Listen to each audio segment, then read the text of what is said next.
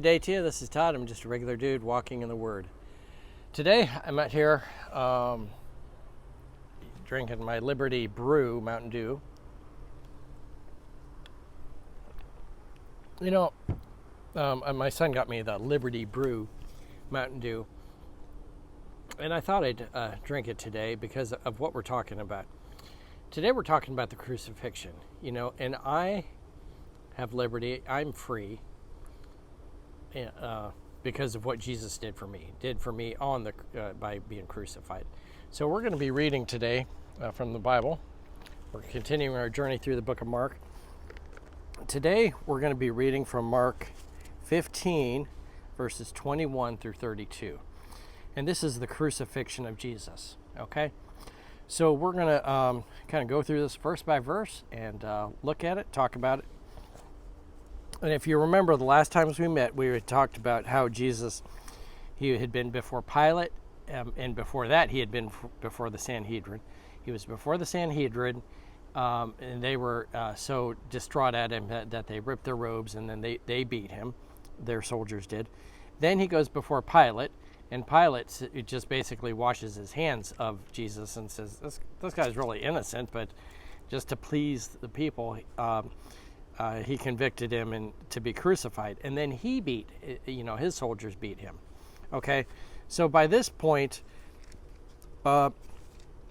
he is Jesus is already pretty beaten up, okay, and he had the crown of thorns on him, and the soldiers beat him and mocked him.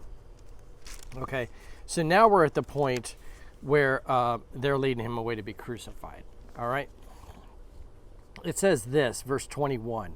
A certain man from Cyrene, Simon, the father of Alexander and Rufus, was passing by on his way in from the country, and they forced him to carry the cross. All right, now you're going, why didn't Jesus carry his own cross? Everyone else did at that time. Well, think about it. He'd already been beaten pretty good. And most of the times, the people that were being crucified, they were just crucified. They weren't beaten a whole bunch before that, okay? And what they would do is you would have the upright piece. A cross has the upright piece. Then you would carry the piece that would go to the side. And it would be something like this. Okay? So something like that size. All right? And you'd be carrying that. Okay? That's fun to carry for, I don't know. Not even a quarter mile. That wouldn't be fun to carry. Okay? But Jesus has already been beaten up, and so then the soldiers basically just grab someone out of the crowd and have him carry the cross for Jesus. All right? So verse 22, they brought Jesus to the place called Golgotha, which means the place of the skull. Then they offered him wine mixed with myrrh, but he did not take it. Then they crucified him. Dividing up his clothes, they cast lots to see what each one would get. It was 9 a.m. when they crucified him. The written notice of the charge against him read, "The King of the Jews." Okay, I like the way I like reading the NIV because of they give you the time. You don't have. They say it's 9 o'clock in the morning. They don't say it's the third hour and stuff like that, and you have to translate what hour it is. They just say it's 9 o'clock in the morning. So it's 9 o'clock in the morning. They crucified him. Let's talk about the crucifixion. They would use nails probably like about this size, not little, finished nails like we have today.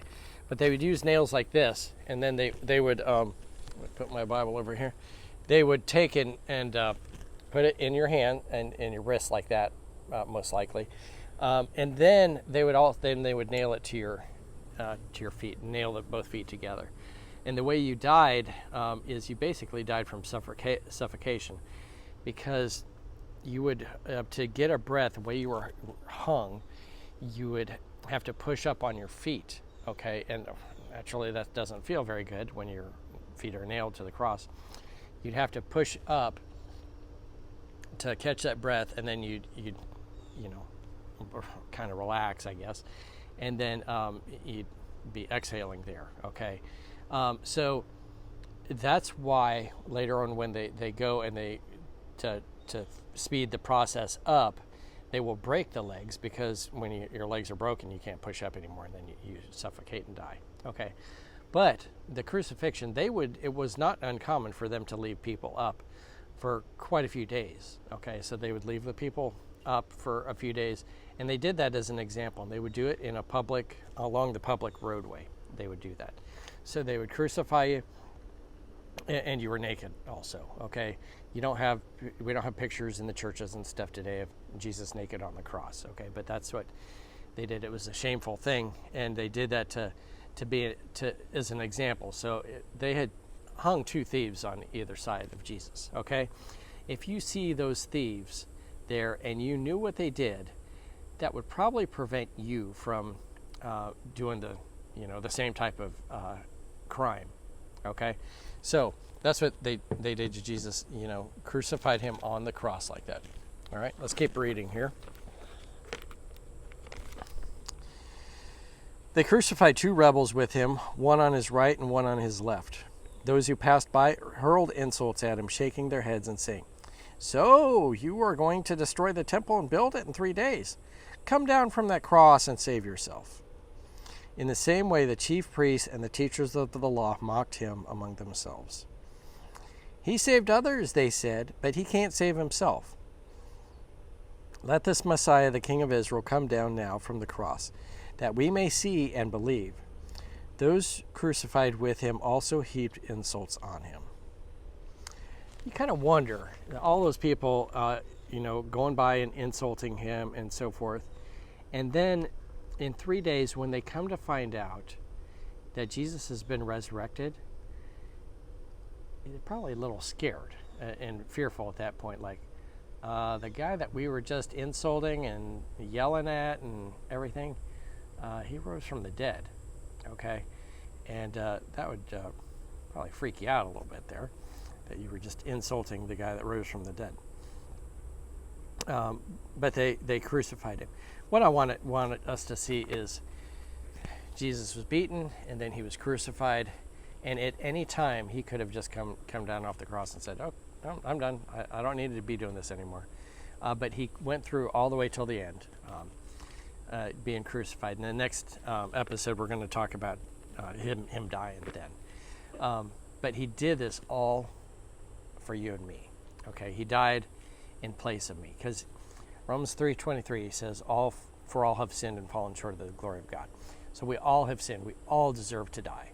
Okay, but because Jesus took my place and died for me, now I am free. Okay, and so that's why I can drink my Liberty Brew and celebrate my freedom in Christ, because of what Jesus did for me, and did it by dying on the cross.